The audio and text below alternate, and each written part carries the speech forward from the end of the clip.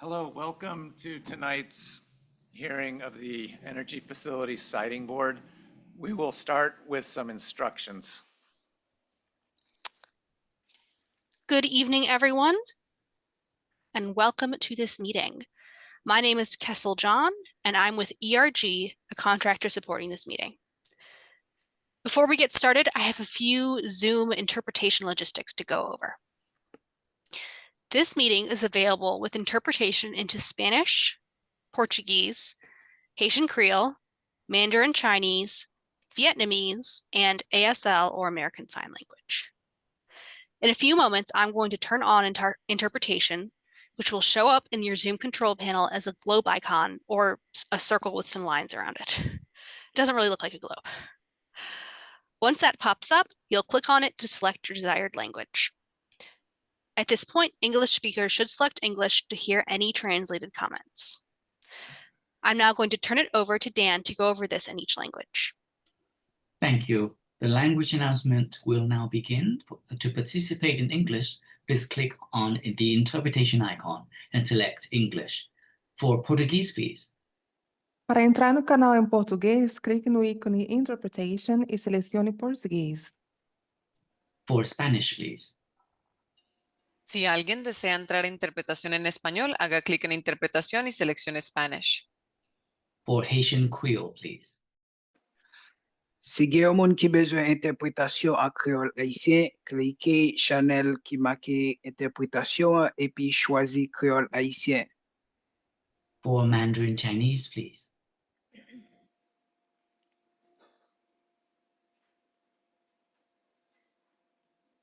For Vietnamese, please.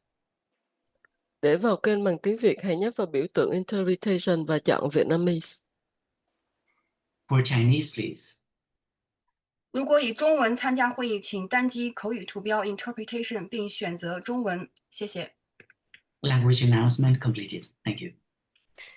Thank you. I'm now going to go ahead and start the interpretation.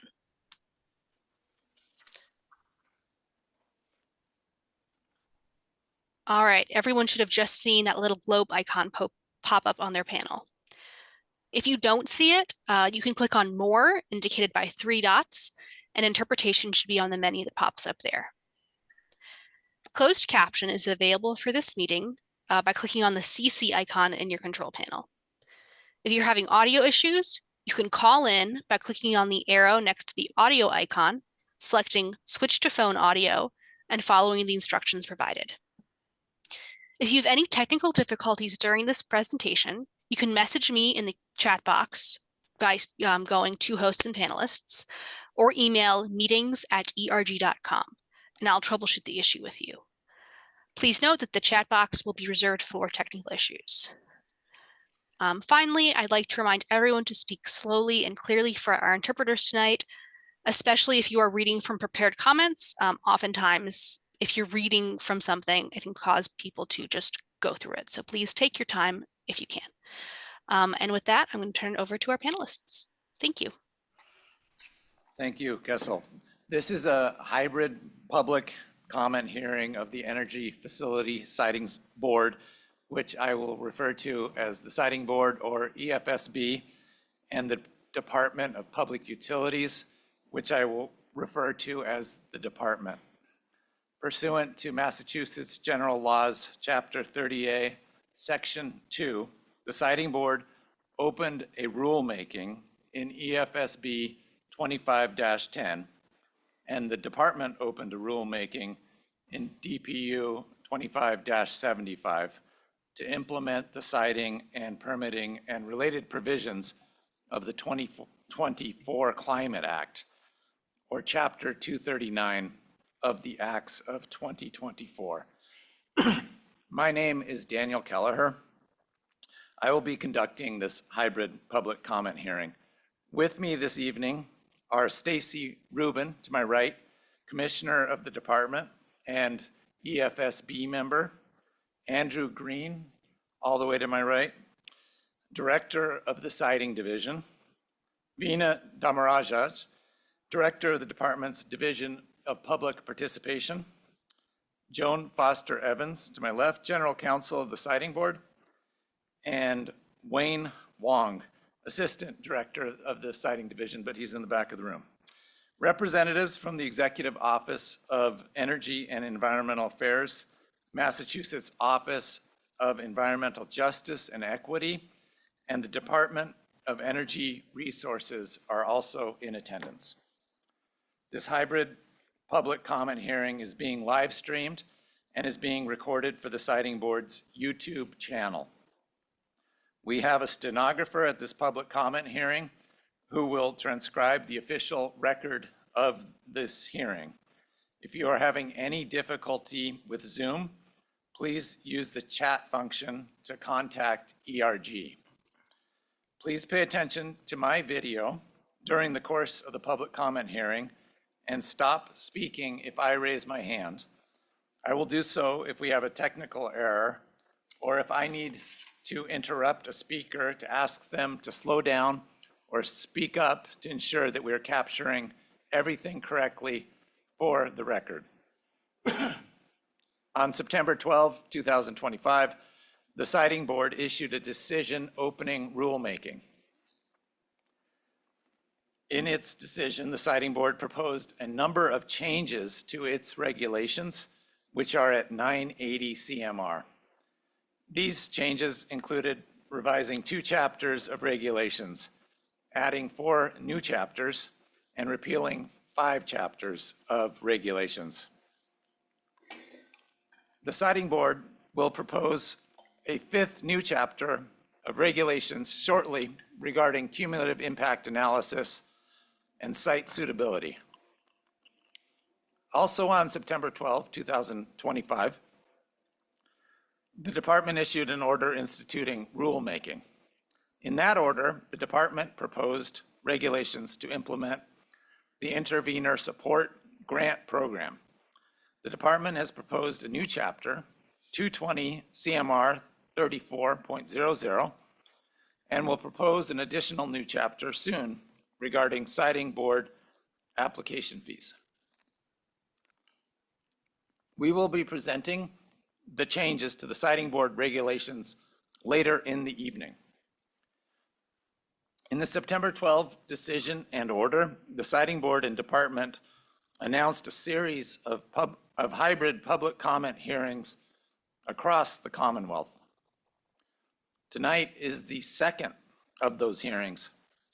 In addition, the Siting Board and department provided notice that they would accept written comments on the regulations. Final written comments are due Friday, November 7, 2025. Instructions on how to file comments are in the notice on the Siting Board's and department's websites. After we complete these public comment hearings and review the comments, the Siting Board and department will adopt final regulations. The 2024 Climate Act requires that we complete our rule makings by March 1, 2026. The regulations will apply to projects filed with the Siting Board on July 1, 2026 and afterwards. We note that the Department of Energy Resources is proposing regulations to implement the consolidated local permitting provisions of the Climate Act. In addition, the Executive Office of Energy and Environmental Affairs and the Office of Environmental Justice and Equity at EEA are issuing guidance for certain provisions of the Climate Act. I would like to introduce Commissioner Stacy Rubin from the department, who will make some opening remarks. After the opening remarks, Siting Board and department staff will make a presentation on the regulatory changes. Commissioner Rubin. Thank you very much, Presiding Officer Kelleher. Hello, and thank you so much for attending tonight's hearing. I just want to acknowledge we're in the beautiful Berkshire Innovation Center, which is a lovely location, and thanks to our Pittsfield residents for hosting us tonight. Again, my name is Stacy Rubin, and I am the Commissioner at the Department of Public Utilities and a member of the Siting Board. We reached an important milestone to get here this evening. Many people in this room, both in the room as well as virtually, have been working on siting issues for years and are eager to see improvements to the process. Let's move to the next slide. Let me take a moment to explain how we got to today's milestone. Governor Maura Healey signed Executive Order 620 in September 2023 and established the Commission on Energy Infrastructure Siting and Permitting. That Siting and Permitting Commission was tasked with reducing permitting timelines, ensuring that communities impacted by energy infrastructure have input on that clean energy infrastructure, and to make sure that the benefits of the clean energy transition are equitable. The Siting and Permitting Commission had representatives from a variety of interests. We had labor, environmental justice, economic development, housing and real estate, environmental protection and land use, agriculture, local government, electric utilities, and the clean energy industry participating in that process. That Siting and Permitting Commission submitted recommendations to Governor Healey in March 2024, which informed the Climate Act enacted in November 2024. We affectionately refer to that law as the 2024 Climate Act. It reduces the time for permitting by creating a consolidated permit process.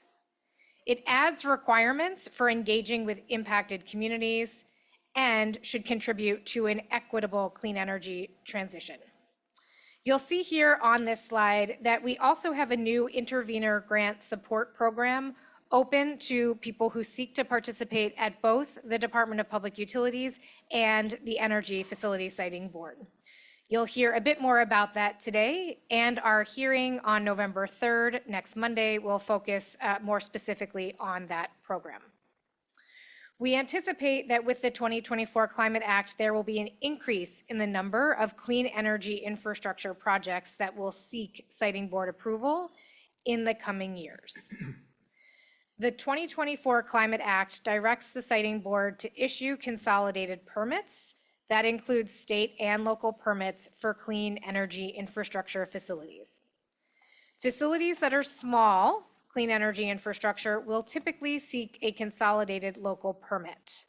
The Department of Energy Resources held information sessions and a public hearing a few weeks ago to obtain input specifically relating to the small clean energy infrastructure facilities. Let's move to the next slide. Thank you. So you'll see here on this slide a timeline. Tonight is a formal public comment hearing where we are recording and will produce a written transcript. Prior to tonight, staff from the department, as well as the Executive Office of Energy and Environmental Affairs, the Office of Environmental Justice and Equity, and the Department of Energy Resources held 4 stakeholder sessions last spring, and we provided straw proposals about the siting and permitting regulations that we will now discuss tonight. So that was several opportunities for the public to comment, and we took all of those comments into consideration, which has dramatically improved the regulations that are before you tonight. We also had representatives of the staff here tonight, as well as others, meet in small stakeholder groups. Then the Siting Board met in both July and September earlier this year in open meetings where we heard comments and questions from members of the public.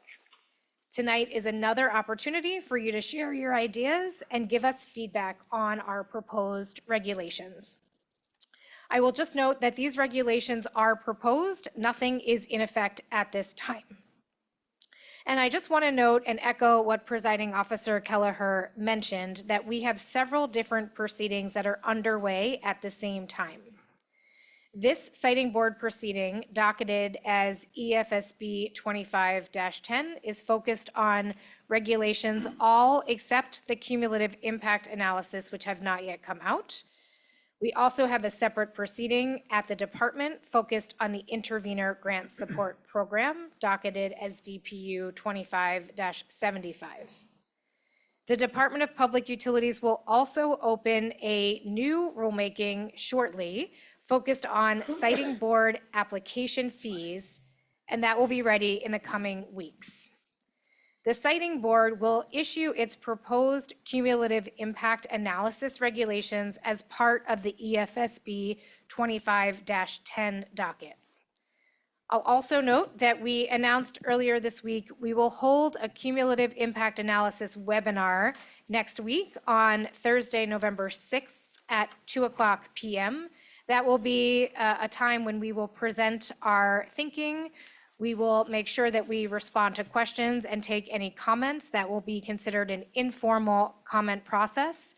Staff will then take that feedback, improved draft regulations that we have, and meet with the siting board for the board to take a vote and formally open the rulemaking focused on cumulative impact analysis. I will note that the plan on the current package of regulations that is the subject of tonight's hearing will result in a board meeting, a siting board meeting in early January, and there will be another public opportunity at that time. We aim to promulgate final regulations before March 1st of 2026 for all the regulations except the cumulative impact analysis. For the cumulative impact analysis regulations, we needed a bit more time to figure out exactly what we wanted to propose, and we want additional informal comment opportunities, which the webinar will help us do. So our plan is to promulgate final cumulative impact analysis regulations in May of 2026. I will note that we currently have 9 siting board members, which includes 6 government agency representatives and 3 public members representing environmental, energy, and labor interests.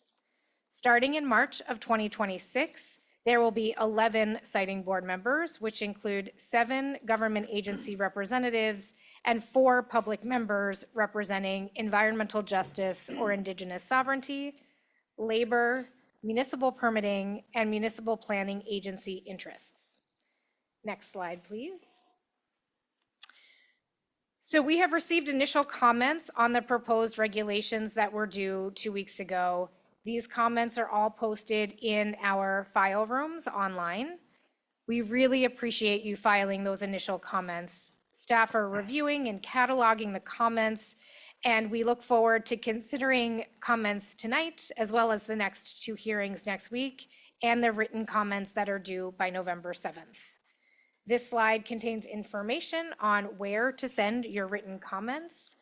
dpu.efiling@mass.gov and sitingboard.filing@mass.gov. And again, we'll have different docket numbers for the intervenor grant support program. The department team working on siting and permitting improvements has been working daily for more than a year to get to this moment. My fellow siting board members and I are deeply grateful to the staff for your commitment to this work.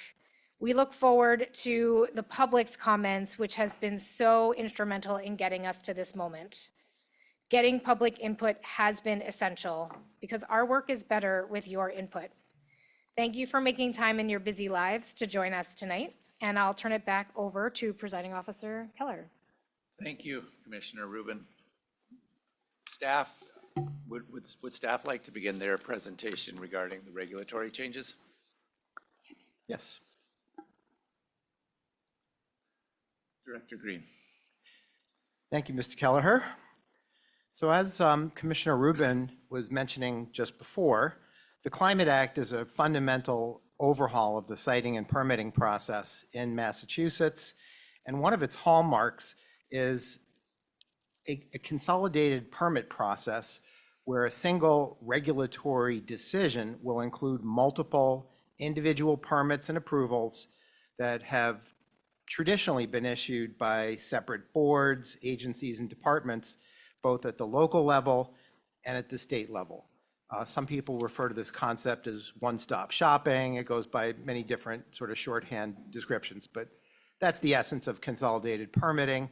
And the virtues there are greater efficiency, greater certainty of timeliness, and greater opportunities for public engagement and participation. As shown on this particular slide, one of the sort of critical issues that the Climate Act speaks to is differentiating between different types of facilities that are regulated by state and local government agencies. So these facilities break down along the boundary of large clean energy infrastructure, which is on the left-hand column, and small clean energy infrastructure on the right column. Consolidated permits, or consolidated local permits, I should say, for small clean energy infrastructure will remain under the jurisdiction of local government by and large. That would exclude any permit matters that specifically are the function of state government, such as DEP, natural heritage and endangered species, and so forth. So those are not transferred to local government, but local government will retain its traditional permitting functions, however, issuing those permits in a single consolidated permit. And the Department of Energy Resources, as you've also heard, is developing the regulatory program and rules that will guide municipalities in how they go about issuing these consolidated permits for local matters. And that is underway, well underway, with proposals issued. And I believe the comment period has already elapsed, and quite a few comments have come in that we're all taking a close look at. I'll mention that one of the representatives of the DOER Permitting and Siting Program is here with us tonight, Allison Gage. Good to see you. So large clean energy infrastructure facilities, and I'll get to in a moment to the distinction, will be reviewed by the Energy Facility Siting Board.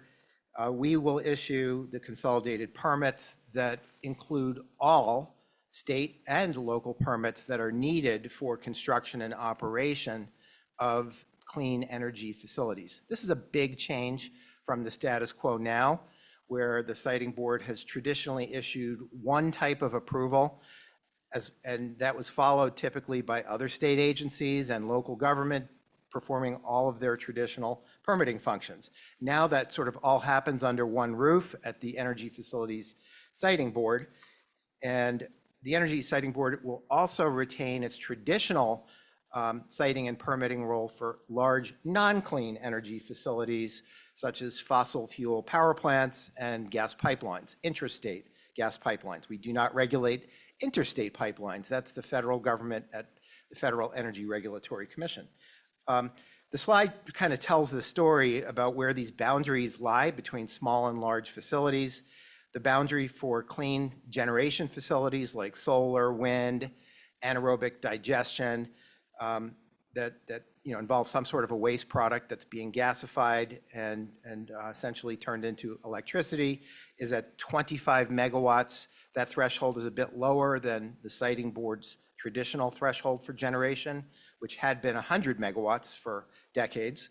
That now is down to 25 for all of the facilities that we review.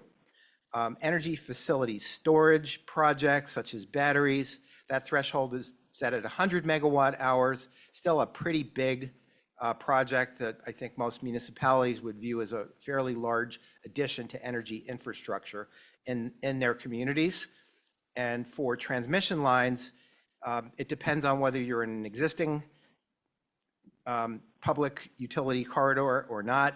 If you're in a new corridor, if the project exceeds 1 mile in length and 69 kilovolts, which is a line electrical rating, if you're under the 1 mile, that would be a locally reviewed matter generally. And if it's in an existing transmission corridor, it would be 10 miles and over 100, equal to 115 kilovolts or higher. So that's where the thresholds are set. That's the significance of the thresholds between, again, local government and the Energy Facilities Siting Board. Next slide, please. So some of the new features of the siting and permitting process that just to highlight and sort of expand on what was previously mentioned, The Climate Act does institute mandatory timelines. This is a new feature. We've had timelines in the past, but they did not carry sort of the sanction of law if the timelines were not met. Under the new scheme, we have 15 months, we meaning the Energy Facility Siting Board, who I work for, we have 15 months to review large projects and issue a decision, an approval with conditions invariably, or a denial of the application. There are some circumstances where the board will review or have the option to review small projects. That can happen for transmission projects when the proponents opt into an EFSB process for all state and local permits. That's an opportunity only available for transmission and distribution projects. For battery, or let's call them energy storage projects, and generation, clean generation, again, solar, wind, think of those.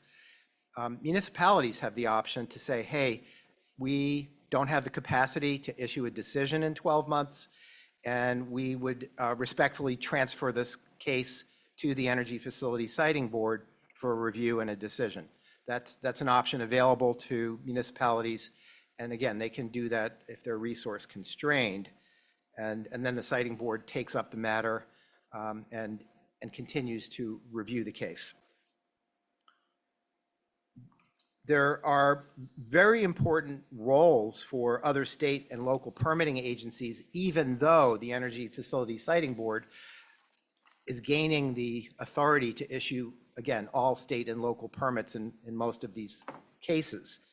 So other agencies, state and local, will certainly be very, very involved in pre-filing consultations. My colleague, Veena Damaraj, will describe the pre-filing process in just a few moments.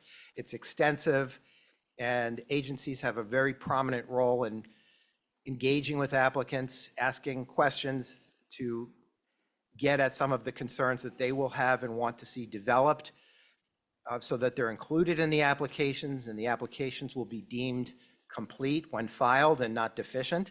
So it could be things like a delineation of a wetlands. It could be whether the project occupies geography in the state where there may be endangered species, rare habitat, and so forth that need protection.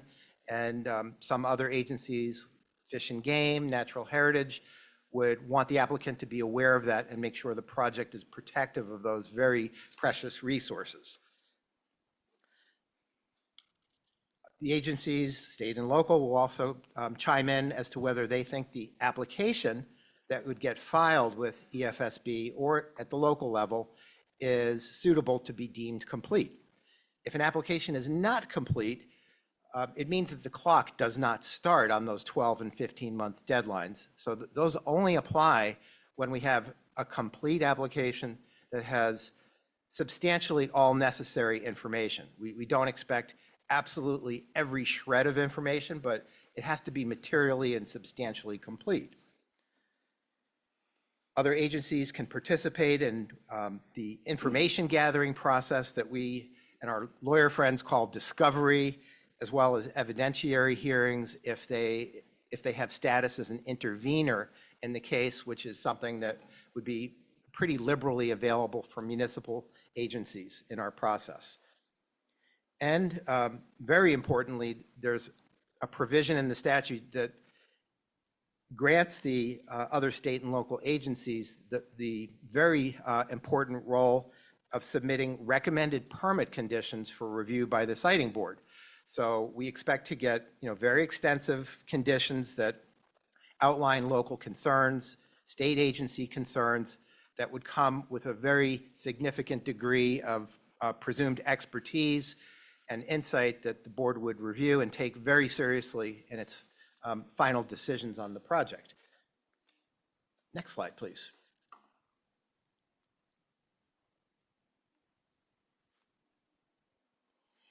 So as some of the other speakers have noted, there's changes to the Energy Facility Siting Board, which is the decision maker for large energy projects. This includes an increase of board membership, as Commissioner Rubin had stated. to broaden the expertise and perspective of the board in making decisions. There's also additional statutory requirements for the board to review in its decision-making.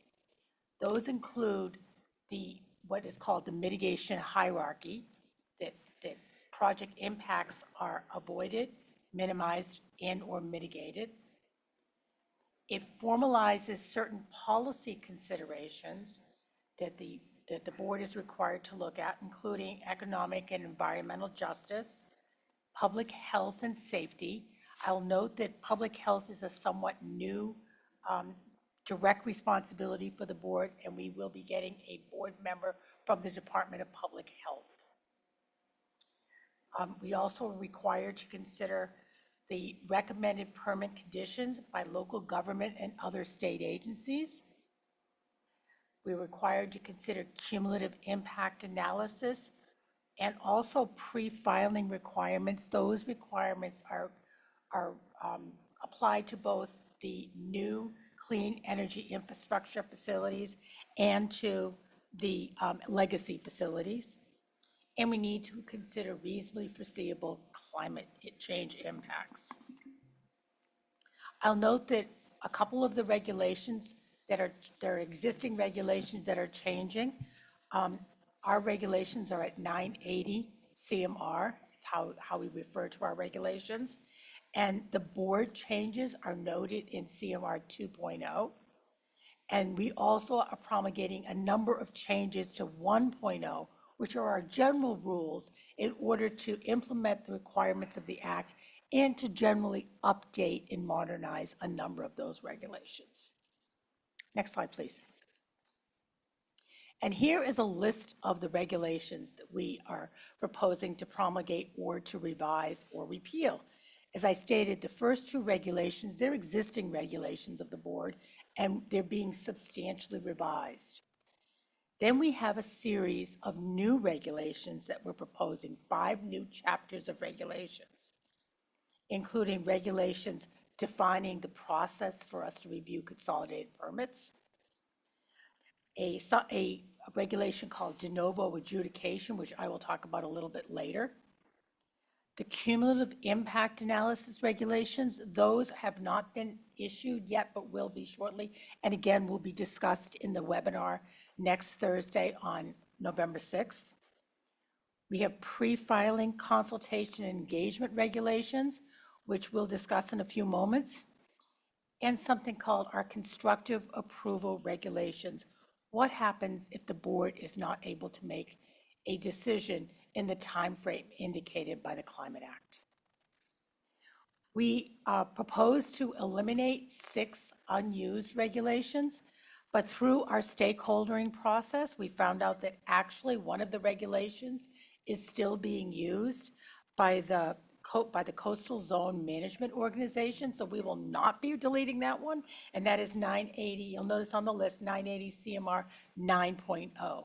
So we will modernize that a little bit, but we will not be recommending to delete that. We have 2 new regulations for the DPU, which others have spoken about, and 1 new regulation that's being promulgated by DOER. Next slide, please. So this slide attempts to simplify what the application process and review process will be for the board. A lot of arrows, but I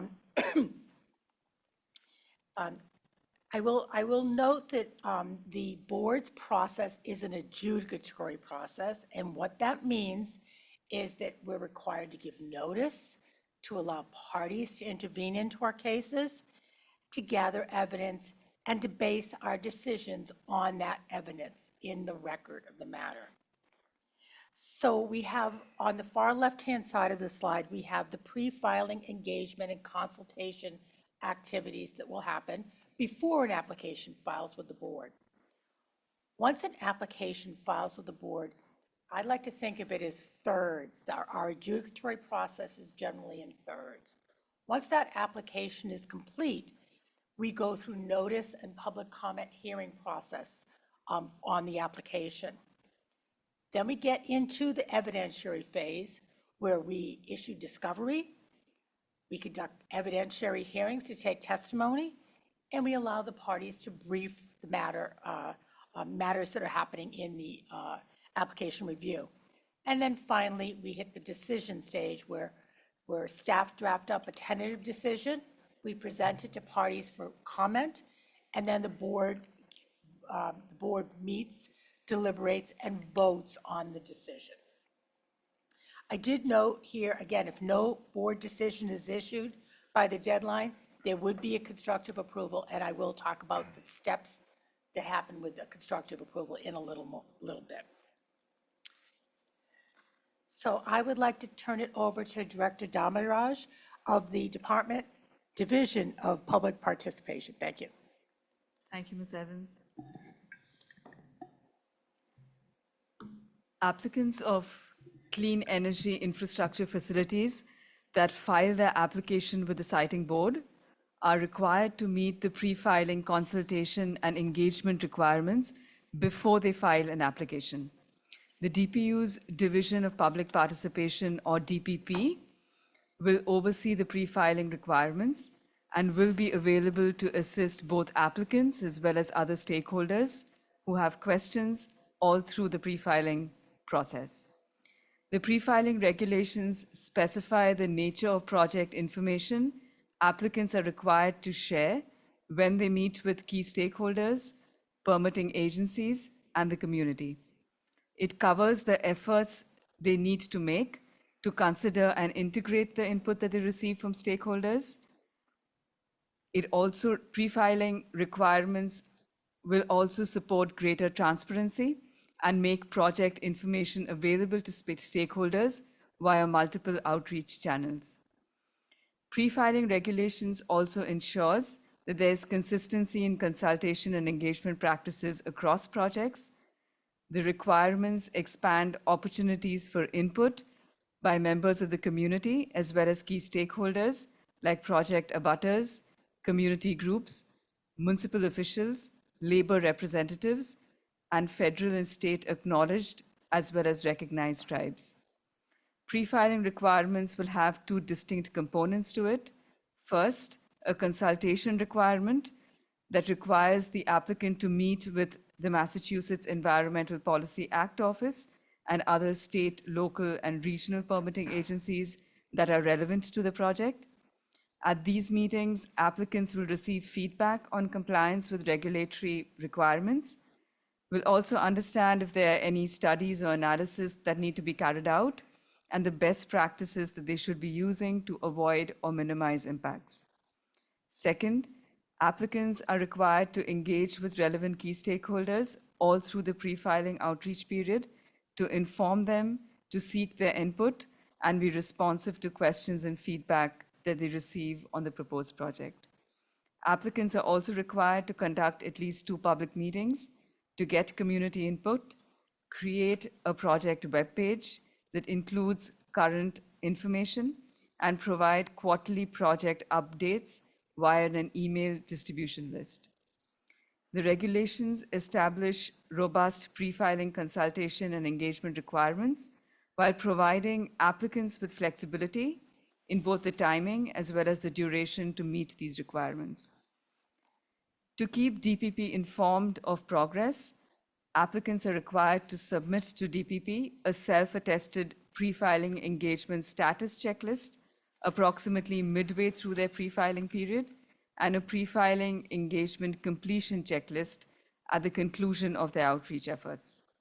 These checklists are accompanied by supporting documents with specific information on the agency consultations that were carried out, as well as the community outreach efforts that were undertaken by the applicant. The applicant can submit project pre-filing notice no less than 45 days and no more than 90 days before the application is filed with the board. DPP will review the information that is submitted by the applicant and any comments that are received from permitting agencies and incorporate all that feedback into DPP's opinion that is sent to the board for consideration during the permitting process. Next, please. I think I picked this one up. So the Climate Act didn't just tell the siting board, hey, be more efficient and get your job done in 12 months or 15 months. It correctly diagnosed some of the limitations, maybe even it's fair to say deficiencies of the existing process, and said, here's some things that you should do to make the new process more efficient, more thorough, more consistent, and more transparent for participation of residents and communities and other levels of government. So on this sort of list of things to do, it directed the Energy Siting Board to create a standard permit application so that there would be greater consistency in the filings by applicants that would enable everybody to sort of know where things are located in a filing and not have it be a needle in the haystack. So that, again, facilitating greater understanding of the application contents and enabling us to make a quicker determination on, hey, is everything there or not?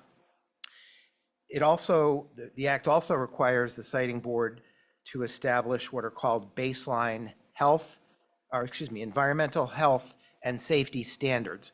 What are the rules? What are the requirements that apply to different types of energy facilities that need to be followed by applicants to make sure that we are protecting the environment, public health, and very importantly, safety, both of workers as well as the communities where the facilities are located.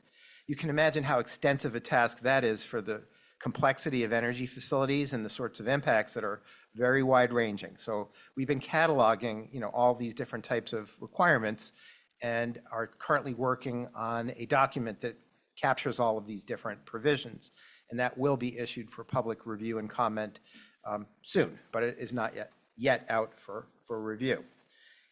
And looking at the possibility of what was referred to before as a constructive approval, that means no decision of the board at the 12-month or 15-month deadline. Therefore, the application would be automatically approved. The Climate Act recognized that conditions are needed to ensure that that facility has adequate protections. So we were directed to develop what are called common conditions that would be the sort of default provisions that are typically seen in various types of permits to, again, protect the environment, public health, and safety. We're working on that document too. That will also be out in tandem with the baseline environmental health and safety standards. So you will see that as a package. The application that we're developing for the standard application does a few different things. It has the types of information that the Siting Board has always been interested in and developed during our cases, oftentimes through very painstaking questions and answers and follow-up questions, trying to get that done up front in the application now instead of through iterative questioning. It will also include the content of the applications used by other state agencies, so DEP air permits, DEP solid waste permits, and so forth will be part of the package of materials that applicants have to submit, as well as their proposed permits. So what would the permit actually look like as desired by the applicant? And that doesn't mean that they get the permit that they submit in the application. It just means that everybody can see what the applicant is looking for, and if they see problems, to decide whether to invest themselves in the proceeding to comment on that type of proposal. So as was mentioned by my colleague, Ms. Evans, once these applications are deemed complete, and that's a 30-day review process generally, then the clock starts ticking on the mandatory timeframe. Next slide, please. So this very colorful chart or map kind of shows how the application relates to a lot of other different components of the process and program that we're developing. So sort of the big box in the middle is the application. And again, the bigger area of that box relates to the fullest version of an application and permit request, which is both the state and local permit content. We call that an EFSB consolidated permit. There's also a more limited type of consolidated permit that could be asked of the board for smaller projects, and that is called a consolidated state permit, where EFSB issues just state-level permits from DEP, DCR, and other state agencies. That's the smaller orange oval box inside the green box. And then we have, as I mentioned before, the baseline environmental health and safety standards, the application forms in use by other state and local agencies, and those common conditions that I mentioned, all feeding into what the contents are of the application. The outputs of the application are, where is that information actually housed and how is that visible to the public and other participants in the process? And we, along with our colleagues at the Department of Energy Resources, are developing a information filing portal that will be hopefully better suited for siting and permitting than the current e-filing portal used by the Department of Public Utilities, which has gotten better, but still some find a bit complicated and difficult to find exactly what is wanted. So we're working on that right now. And there will also be application fees, which will be new and revised. They haven't been changed in at least 40 years, some going back 50 years. And those fees will be hopefully producing revenues to support our staff and the review process that we conduct, providing some financial assistance to other state agencies who will no longer receive permits and the fees that go along with permit applications, and helping to fund the intervenor grant support program, which you will hear about shortly. And that's it for me. Next, please. Once an applicant files their petition with either the DPU or the siting board, that's when parties to the proceeding or groups that are interested in participating in the proceeding can decide whether they want to intervene. Interveners have a formal role and greater involvement in influencing decision-making in a proceeding. They can present evidence, cross-examine witnesses, and appeal a final decision. Intervening and participating in a proceeding is expensive, and traditionally only those with financial resources and technical expertise have been able to promote their interests. The Intervenor Support Grant Program will provide grants to community groups, small municipalities, and other eligible entities who are unable to participate in a DPU or EFSB proceeding due to financial hardship. It will enable diverse voices to represent their interests and meaningfully participate. Grantees can cover fees for attorneys, expert witnesses, community experts, administrative, and other eligible costs. To receive funding, grantees need to comply with the eligibility requirements of the program. They also need to apply and be granted intervenor status in a proceeding. The 2024 Climate Act authorizes DPP, that is the Division of Public Participation, to administer all aspects of the program. The regulations cover eligibility criteria to receive funding, the grant application process, the grant amounts, eligible uses of funding, as well as the reporting requirements. The hearing on November 3rd at the DPU office is going to be focused on the Intervenor Support Grant Program. You can join in person or online. We will have a more detailed presentation about all aspects of the program at that hearing and look forward to your input. Next, please. So let's assume that an applicant has done pre-filing with the community and has consulted with the local, with the appropriate government agencies.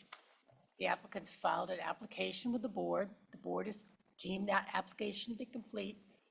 We conduct a public comment hearing. We conduct discovery. We conduct hearings. We receive briefing on the matter.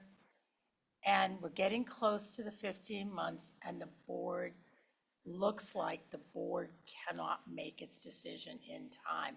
What happens? So the act included a mechanism to enforce the deadline, the 15-month deadline. What happens is constructive approval, or the project is deemed approved if the board does not complete its work on time. And so we have regulations that we're proposing to indicate how would that work if that happened. And we're hoping we don't have to use the regulations, but we do need to put them in place in case that something like that does happen. So what happens with a constructive approval is in the regulations, we set up a process to kind of decide whether the constructive approval is coming and what would happen if it did actually happen. So getting toward the end of a proceeding or the end of the time frame, the presiding officer of the matter evaluates the proceeding progress and makes a determination whether or not it is likely that a constructive approval would happen. And the presiding officer would then issue a draft constructive approval permit, which would include the common conditions that Director Green spoke about. We'll have a comment period on it, and then the constructive approval permit is deemed issued on the deadline.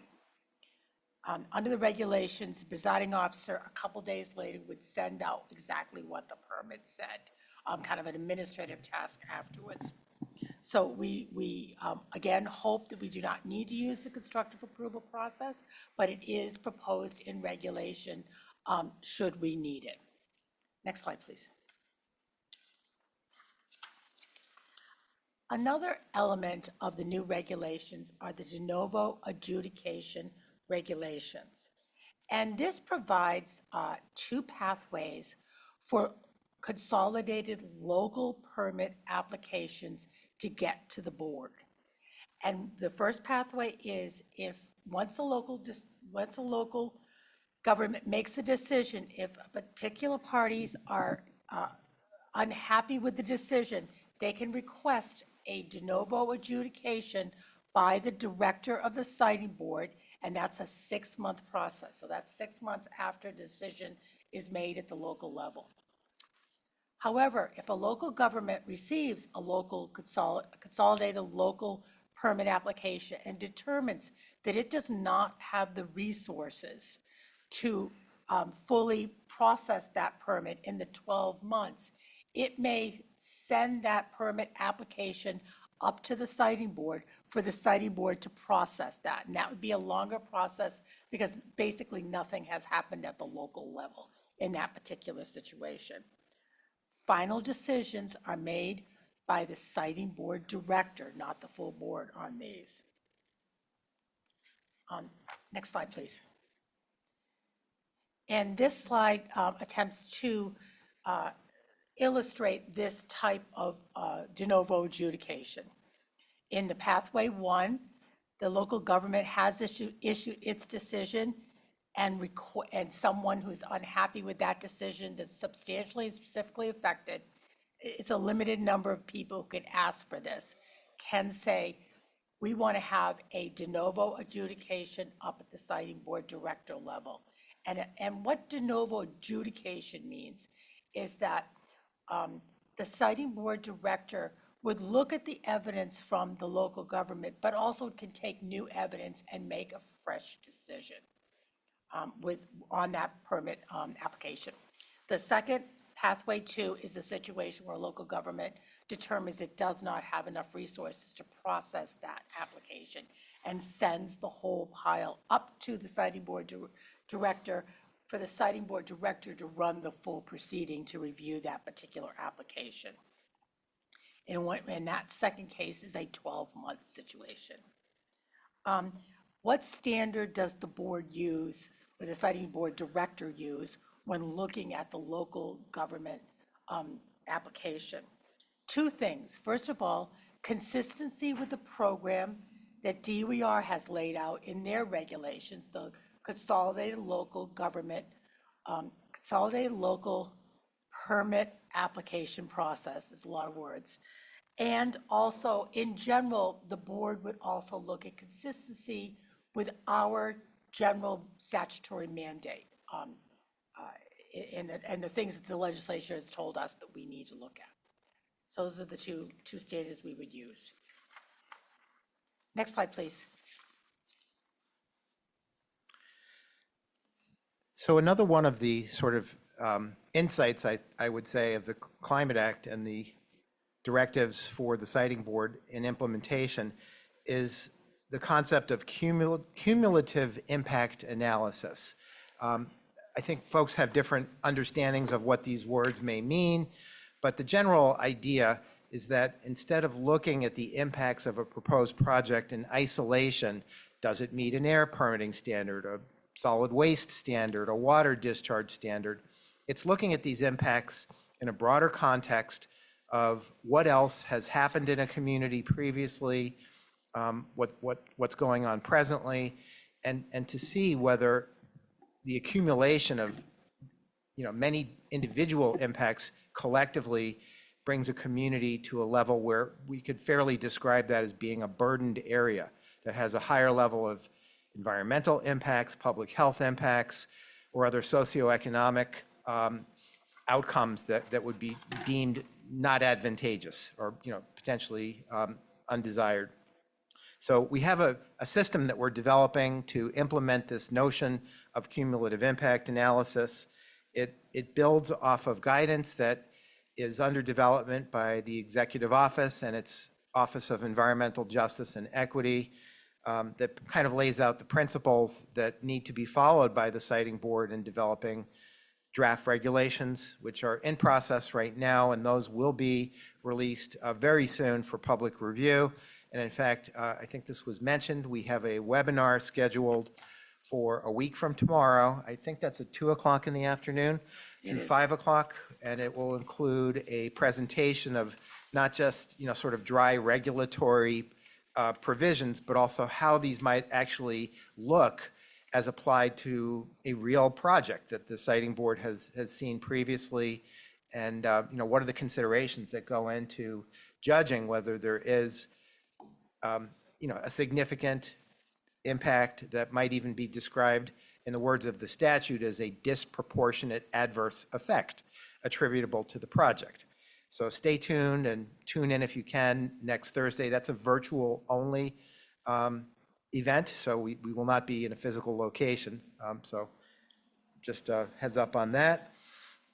And the other, I guess, sort of preview of what will be discussed next Thursday is that we will be relying in this cumulative impact system on a tool being developed also by the Office of Environmental Justice called the Mass Enviro Screen. This is a GIS mapping tool, very sophisticated, that internalizes public health and environmental data from a number of different public sources, that has north of 30 different indicators that sort of describe the environmental health and well-being of communities, which are actually defined at the census block group level, which is a term of art of the US Census Bureau.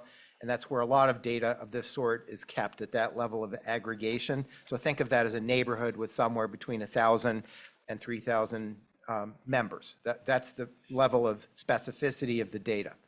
So we'll be looking at the tool, the Mass Enviro Screen tool. We'll be looking at it through the lens of a case study, and hopefully that will demystify what a cumulative impact really is and how the board would consider that in its decision to either approve a project, again, always with conditions, never without conditions, and or whether to reject the project as having impacts that are unacceptable and inconsistent with the requirements in the Climate Act.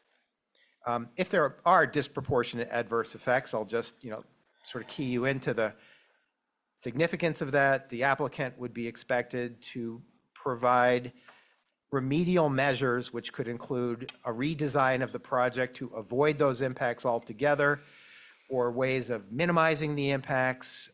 Again, trying to figure out how to not have the emissions in the first place through pollution controls or what have you. And then just mitigation measures, which might include offsite or restorative activities that could reduce the sort of level of impacts, generally speaking, in that area of the project. So again, we'll illustrate all of these concepts at the webinar next week and look forward to public response and comments on these ideas. Next slide.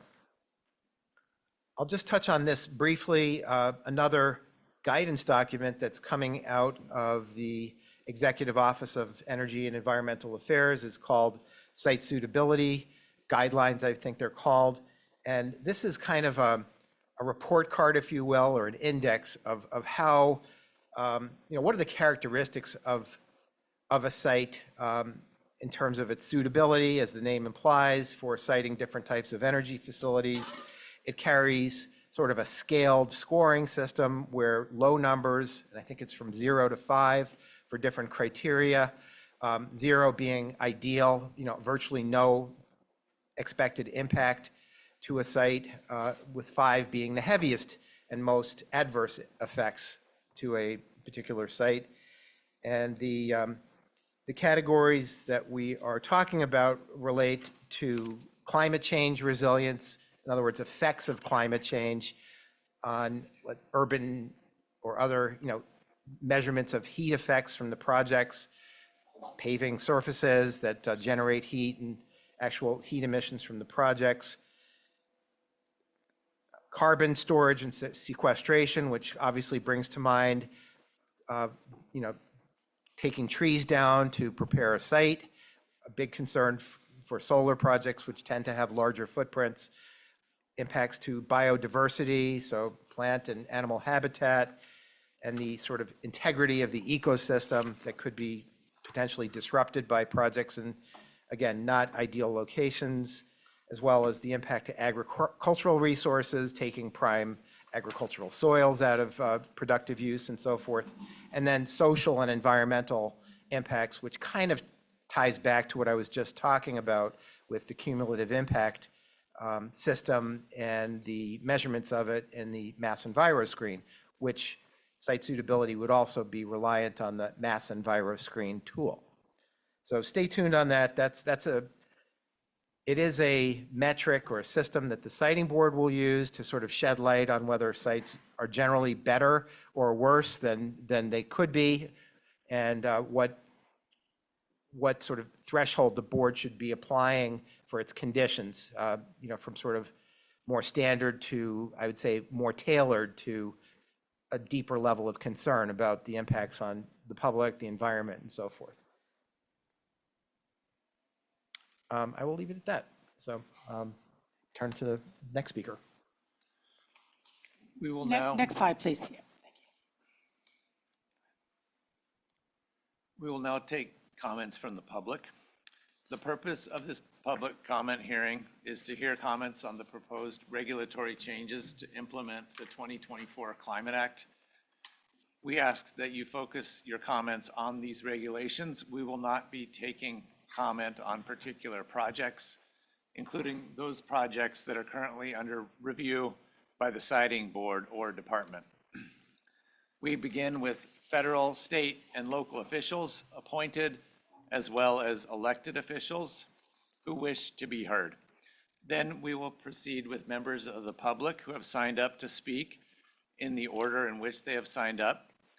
Finally, we will allow anyone who wishes to speak but did not have the chance to let us know in advance.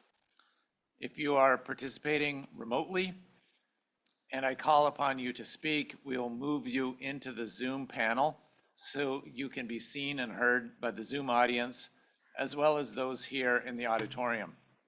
For all speakers, please give your name and address, spell your last name, and speak slowly and clearly.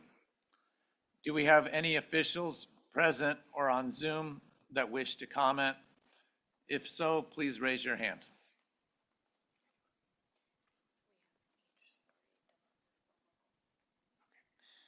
And then, are there any state officials present or on Zoom that wish to comment? Again, please raise your hand. Are there any local officials? And I understand there is at least one on Zoom. So Lori Degnan from the Charlton Planning, if we could bring you into the panel.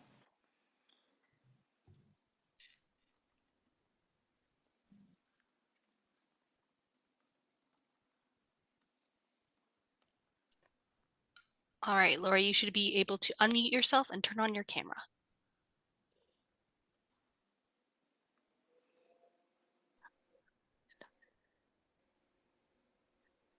Good evening. Can you hear me now? Yes. Yes. All right. Thank you very much. My name is Lori Degnan, Degnan, and I'm a member of the Charlton Planning Board. For those of you that aren't familiar with the town of Charlton, we have 30 large-scale solar projects. 26 were built in forested land. We have 4 freestanding energy storage systems.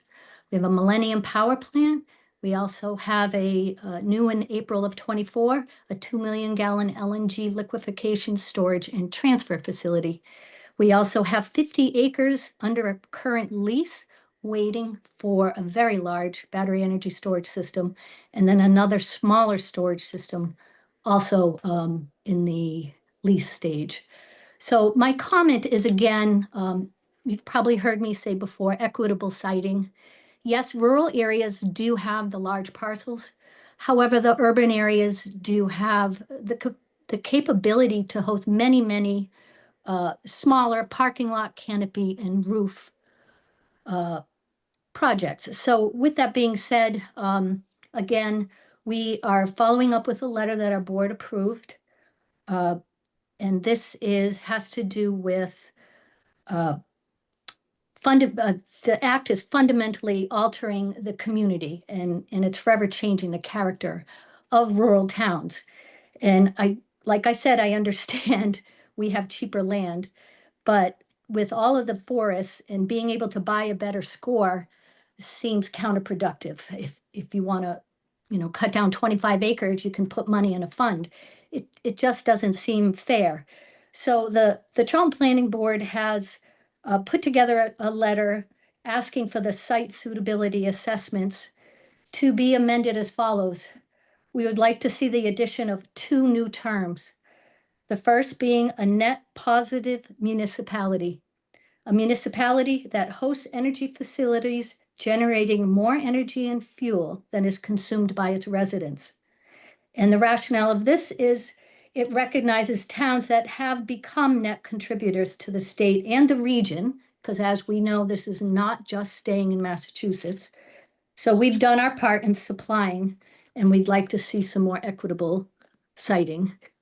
The second definition word is a burdened community. And I know you have burdened area in your site draft site rules, but the burdened area, from what I've read, only applies to environmental justice communities. And as we know, that is income-based is one of the major parts to be designated as environmental justice. But we find that it's almost discriminating against middle-class towns. We have been hosting numerous energy facilities.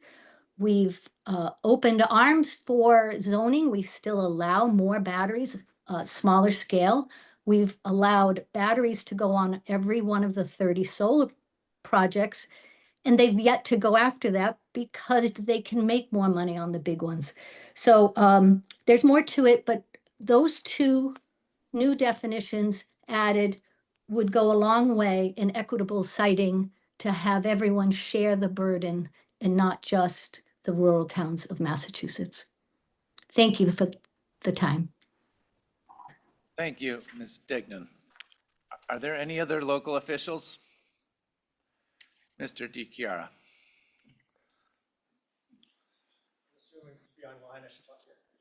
Perfect. Good to see you all in far western Mass. Sorry I was late. Michael DeChiara, D-E, capital C-H-I-A-R-A, Shutesbury Planning Board. So I was going to wait, but I was inspired by Gloria's comments because I think some of the things I would touch upon, sort of just working from there.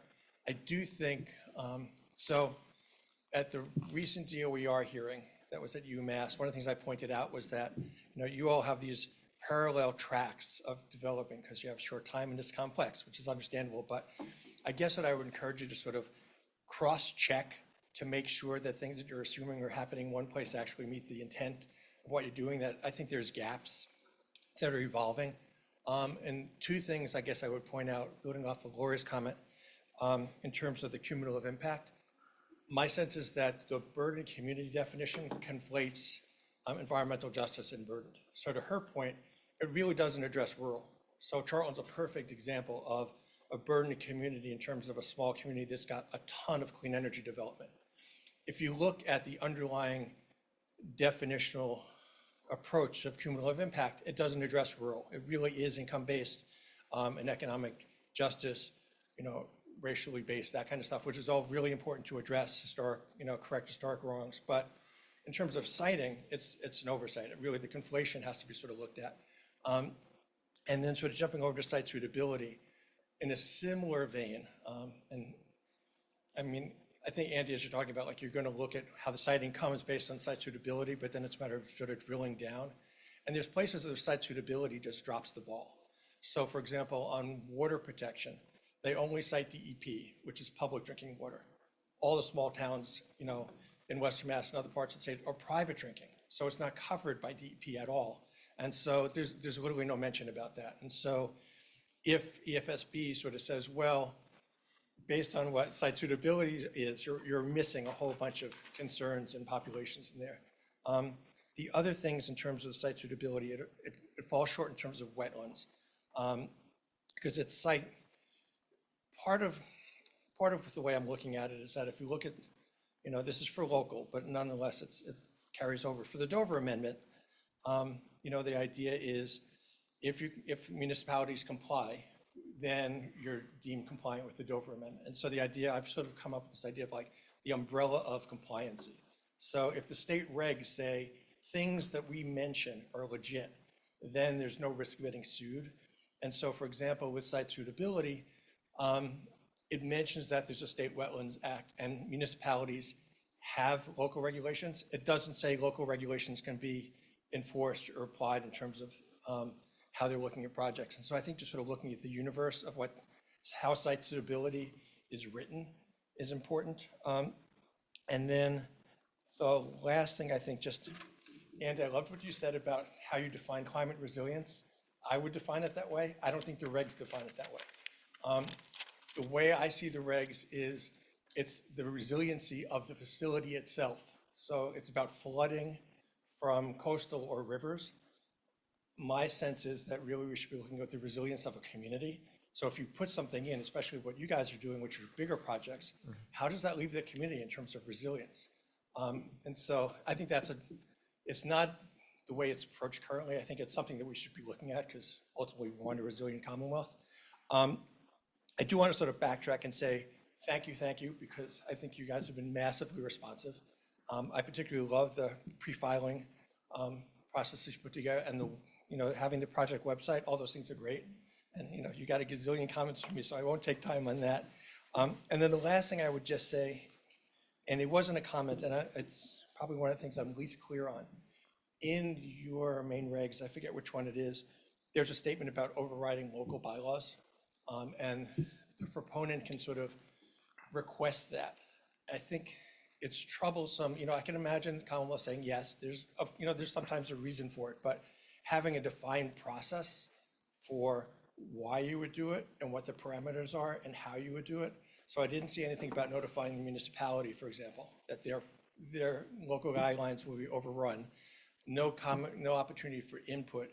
And I think there has to be a rationale. One would assume the request accompanies a rationale, but I think stating that in the regs, because it's a significant thing to override, a municipally legally approved bylaw. So there's very little written about that. And I think since it's a significant step, just sort of articulating what the parameters are and the process for it is. So I think I'll wrap there. It's good to see you. I really do appreciate your responsiveness in terms of, drafting the regs. So thank you. Thank you. Do we have any other local officials? Moving to members of the public. We do have a couple people who signed up online. We have Carolyn Healy. Are you present tonight on Zoom? How about Amy Lord?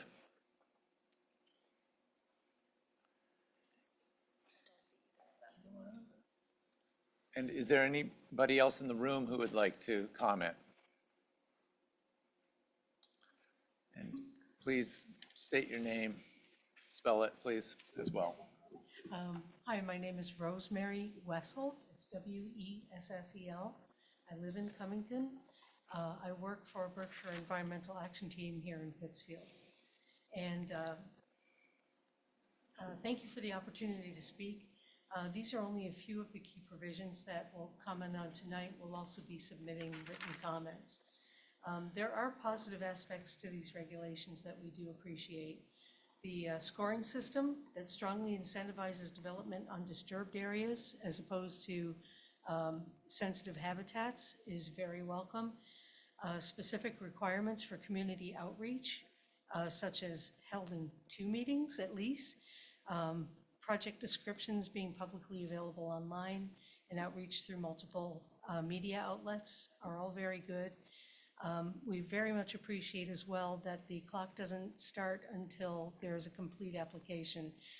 That stops developers from putting in a placeholder and then trying to write out the clock. If anyone's thinking of doing that, it prevents that. While we agree that clean energy infrastructure development should move forward more rapidly, we do have concerns about the proposals as well. There should be limits on mitigation capabilities for unsuitable and high-impact proposals. We don't want to end up with the ability of developers to engage in pay-to-play, where long-term permanent damage might be done. Communities should have the ability to reject projects that have a high score. Agricultural and wildlands are foundational to the economy of rural areas in Massachusetts, and especially here in the Berkshires. While the scoring system devised in these regulations are well weighted toward incentivizing clean energy development on disturbed locations, allowing mitigation measures could lead to harmful outcomes like Excuse me, I'm so sorry. Could you speak a little bit closer to the microphone? Yes, sorry about that. Thank you very much. Yes. Yes. While the scoring system devised in these regulations are well weighted to incentivizing clean energy development in disturbed locations, allowing mitigation measures could lead to harmful outcomes in regions like most of Western Mass, where natural and productive lands make up the majority of acreage. Site suitability for a forest needs to include more robust measures than just accounting for carbon sequestration. Forests provide many more environmental functions such as rainfall regulation, regional cooling capacity, and wildlife habitat. Job scoring should not be as high as it is. Many of the jobs that from these projects are temporary for construction. Most of these facilities are operated remotely or by automation. So jobs is not a high factor in most of these projects. Of particular concern, as the other commenters have said, is the lack of local control, and especially local control over large projects. With municipalities being relegated to basically a consulting role for permitting, large projects being entirely under state purview, there's concern for small rural towns over whether or not there's a limit of the number of local large projects per town. One Berkshire town with a population under 2,000 is currently facing multiple large project proposals. And we've heard concerns from the local leaders over the environmental functioning and rural character of their town being changed forever if too many of those are approved. And with local considerations being only recommendations to the EFSB, there's a lot of concern of loss of control for them to be able to preserve their towns. Specific community requirements for community outreach are a great first step, but a lot of them seem kind of passive. Given the diminished control of local communities, robust, early, and frequent host community education needs to be ensured. So aside from the requirements, there need to be more assertive measures like announcing the project at public meetings. That should be a requirement, like select board meetings, zoning board meetings, planning board meetings. And mailed notification that include entire zip codes should be used. The US Postal Service has a program called Every Door Direct, where you can send a piece of mailing to everyone in a given zip code. You can also choose different rural routes if they're impacted. Door-to-door knocking and flyering for abutters, or for neighborhoods that are within a mile or so radius of the project. That radius becomes important in rural communities as well, especially as watersheds could be affected. That's my main comments for tonight. We will be submitting more in writing. Thank you. Thank you very much. Are there other members of the public? Please come forward.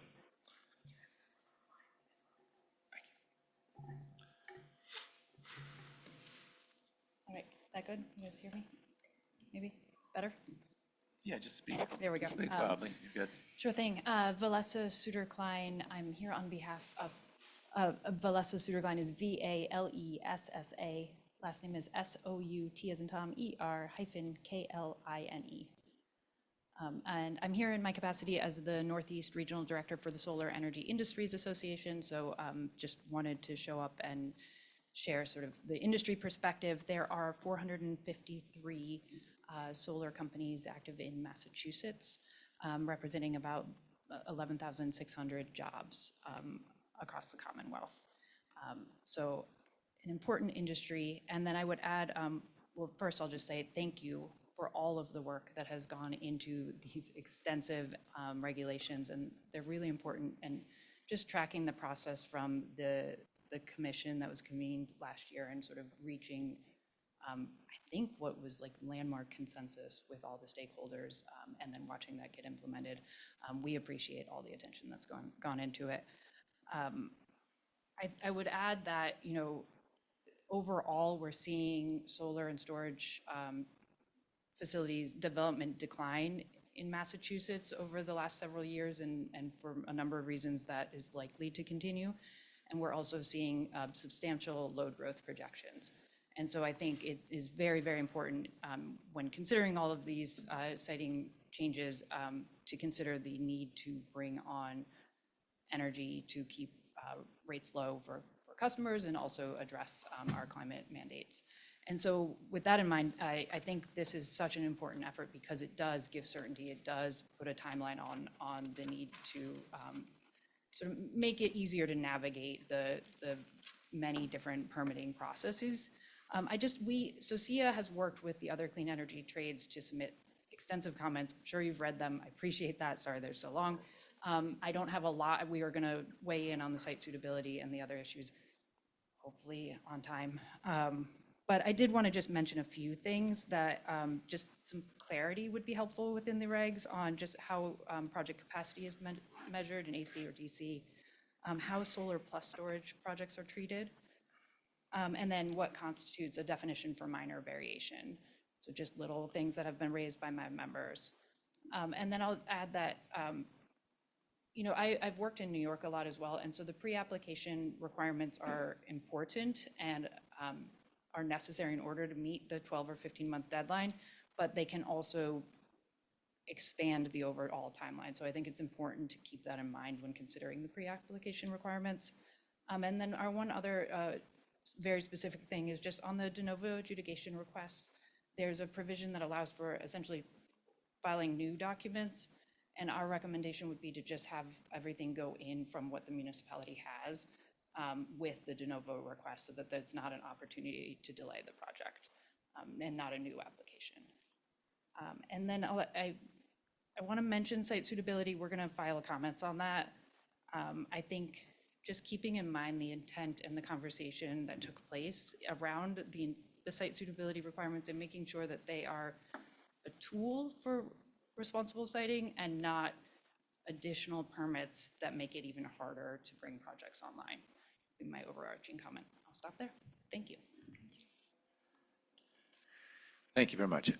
We do have a commenter online, and Janet Sinclair. So we will bring you into the panel.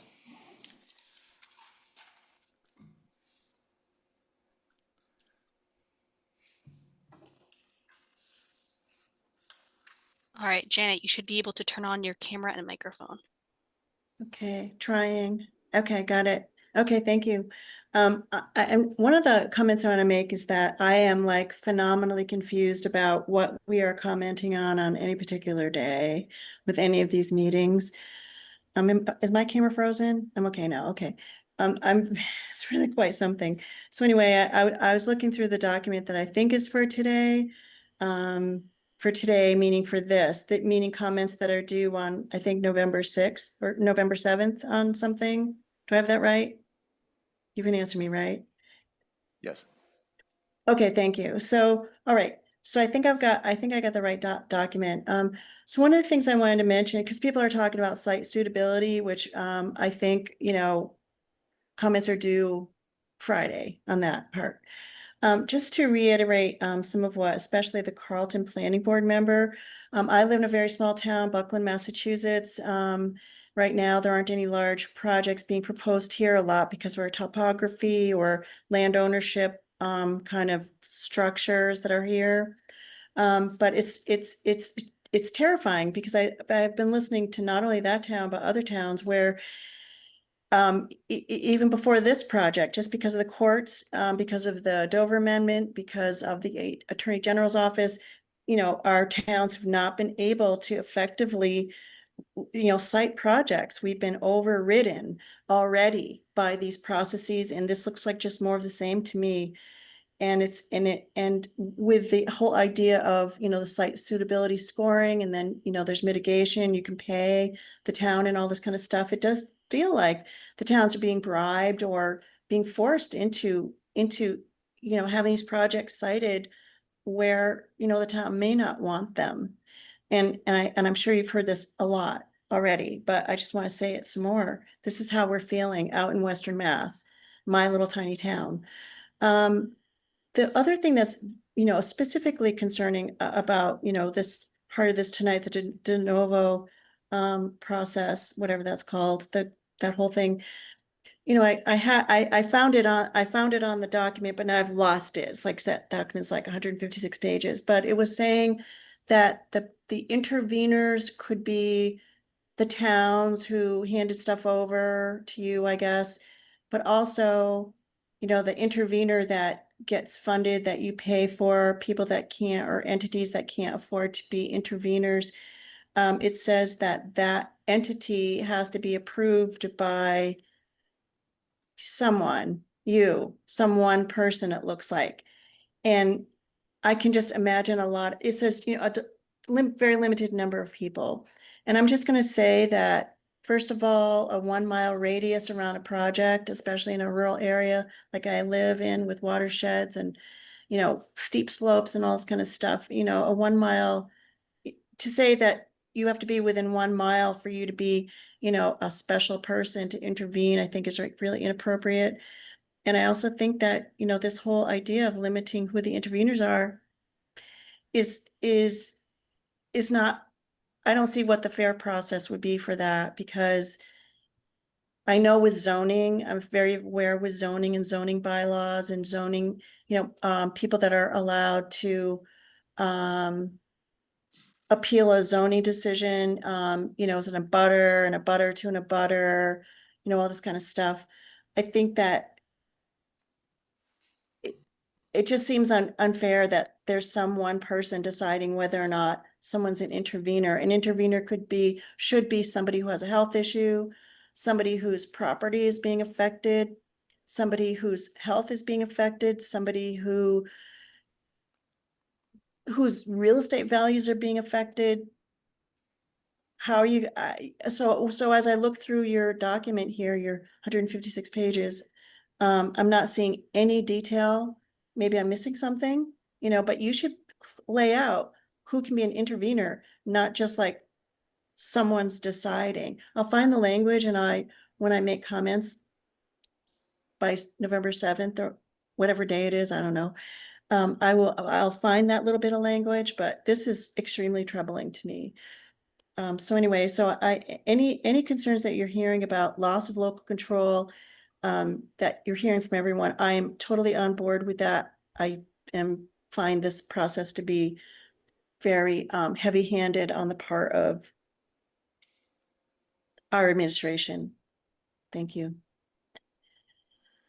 Thank you, Ms. Sinclair. Do we have any other people who would like to comment, please?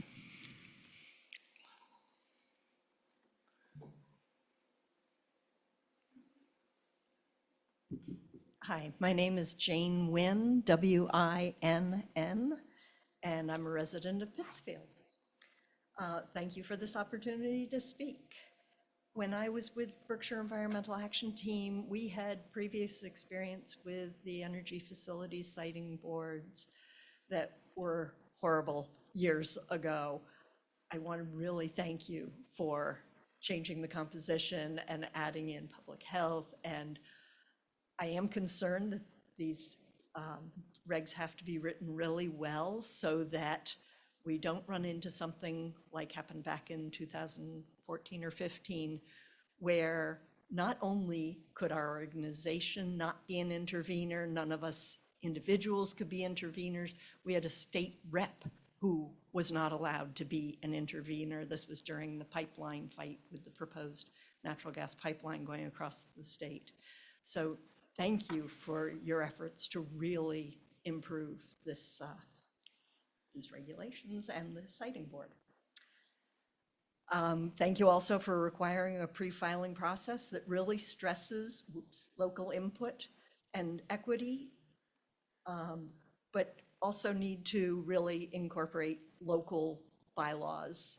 And I'm not sure how you do that, but I agree we need a good process for saying how local bylaws get incorporated or excluded, overridden. I'm concerned about community benefit plans not being legally binding agreements. We watched during the pipeline fight as large corporations would say, oh, this is how much money we're giving to the community. It would get written down in a plan, but was totally unenforceable. So I'm not sure that it's something to be requiring a legal agreement, but you should make sure the towns know if they don't have that, they may not have legal recourse. Sorry, my thoughts are a little all over the place here.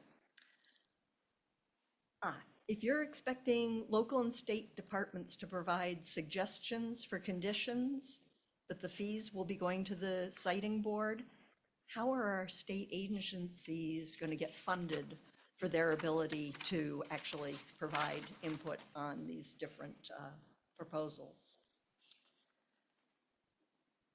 In section 2.06, required findings, due consideration,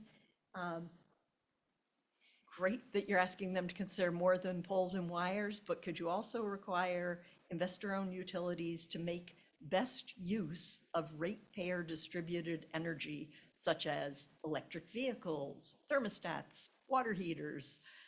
I didn't see that specifically in there. I feel like the utilities are resisting doing that, but I want to be able to offer my EV battery for helping the grid when it needs it. For public outreach, if there's a way to make it so that if you're reaching out to community-based organizations or the proponent is reaching out to community-based organizations, please find a way to make sure that the community-based organizations get funding for the work they're doing, often on behalf of the proponents. I am concerned about, under the de novo adjudication, a local government that lacks resources can just ship this off to the EFSB, and is it just one person making the decision, and how do we know that that's going to really be a decision that's in the best interest of that community? I see communities that really care and are willing to put in effort will do well, but communities that just don't have good local government, which we have quite a few out here that just don't have any capacity, not really sharing enough information to get a good decision made by just one person. For the cumulative impact analysis. Thank you, thank you, thank you for census block.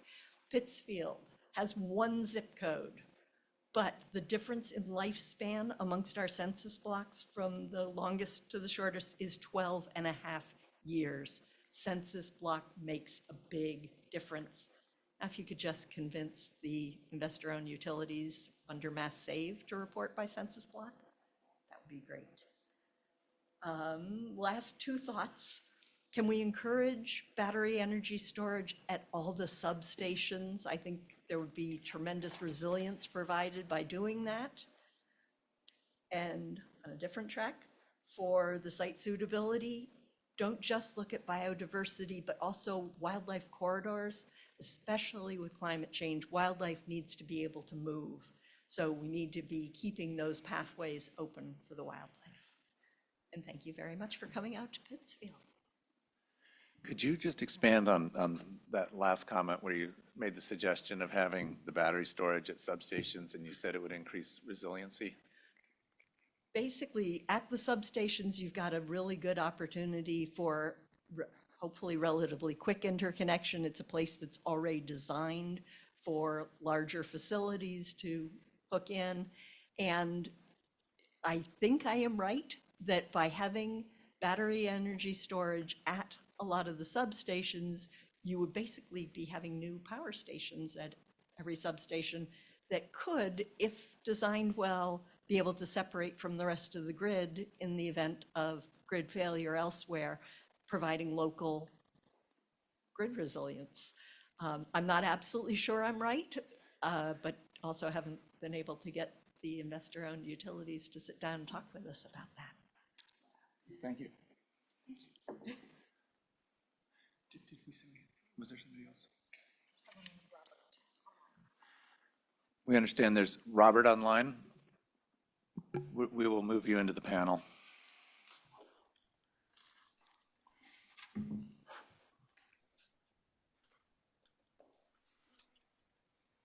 All right, Robert, you should be able to unmute yourself and turn on your camera. Hello, I'm Robert Cherdak, Cherdack. I'm a member of the planning board in Asheville, but I'm speaking as an individual. Where in the process does the Energy Siting Board, or maybe it's not in their purview at all, examine the competence, the experience, the resources, the history of the applicant in terms of being able to produce the project that are applying for and to comply with all the conditions that the EFSB might impose? Where in that process does that take place? Is there a place in the application for that information to be provided, or is it missing? That's a very good question.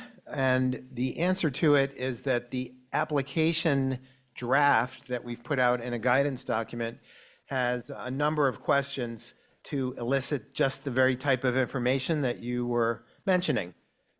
So oftentimes we have limited liability companies as the proponent entity, and of course nobody really knows who that is. There's usually a parent company. So we're trying to, peel away the layers to see who actually has the equity interest in the project and get information about what projects the investor owners have actually conducted, to get some information about their prior history of project development, hopefully successes, but again, information is the key, and to understand a little bit more about the financial capabilities of the applicants. So we again know what the ability is of the applicants to sustain and fulfill conditions that obviously have a financial component to them and require resources to fulfill these obligations. That has not, admittedly, this has not been a central focus of the Siting Board in our existing statutory provisions and regulations.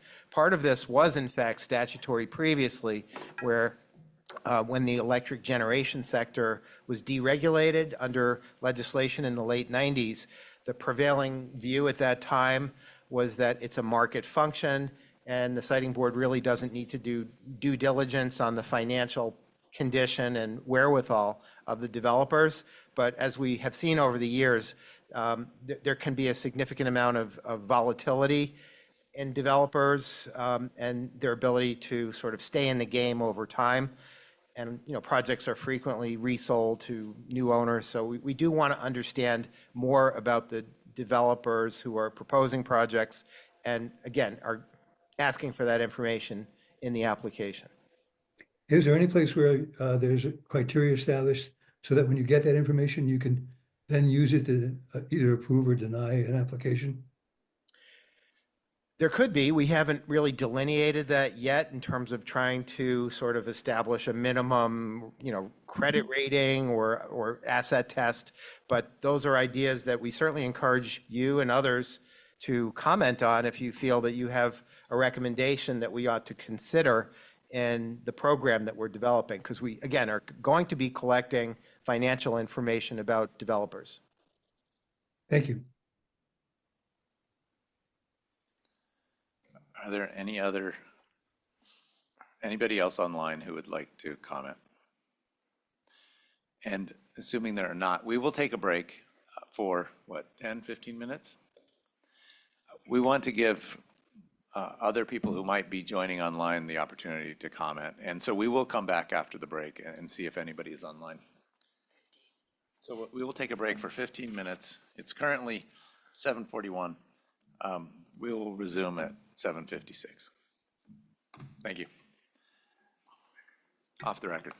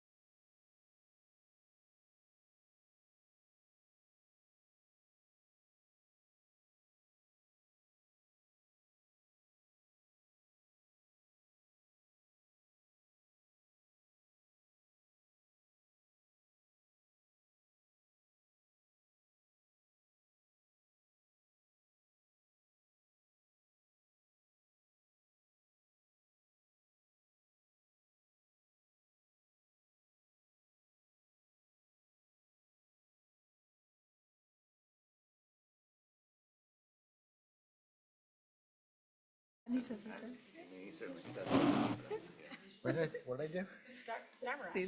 Oh, yeah. Easy. It's not at 8 o'clock. Oh, you were going to. Yes, it is. It's funny. So before we go on, so game plan, if there is nobody else, we're going to probably end again, right? At 8. And then We Kessel decided that will before. use the slide. Okay. So just make sure that that's. They confirm. And you have the next steps, Daniel, in your script.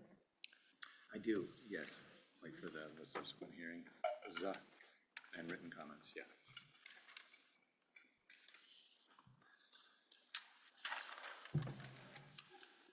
On the record, we are resuming to see if there are any members from the public, either in the room or on Zoom, who would like to comment. And if there are none, I will give some closing remarks regarding additional opportunities to comment. And then we will end the hearing at 8 o'clock, and we will leave up a notice that indicates to people the status of this hearing. So thank you very much, both those in the room and those online, for providing your comments this evening. We also welcome written comments so that we may consider your comments fully. Those comments are due to us by Friday, November 7, 2025. We will be posting a video of this public comment hearing online. You may also find the slide presentation on the siting board and department web pages in the notice and at the welcome desk. So there will be 2 additional public comment hearings. One will be next Monday, and that will be strictly focused on the Intervenor Support Grant Fund. That will be held at the DPU, the department's headquarters, South Station, Boston, 6 p.m. next Monday evening. Then there will be another hearing, which will be similar to tonight's hearing, that will be held in Lynn on Wednesday of next week. That's November 5th, also at 6 p.m. Is there anything else that anyone needs to add before we end the hearing? So thank you again, and we will end the hearing now. Off the record.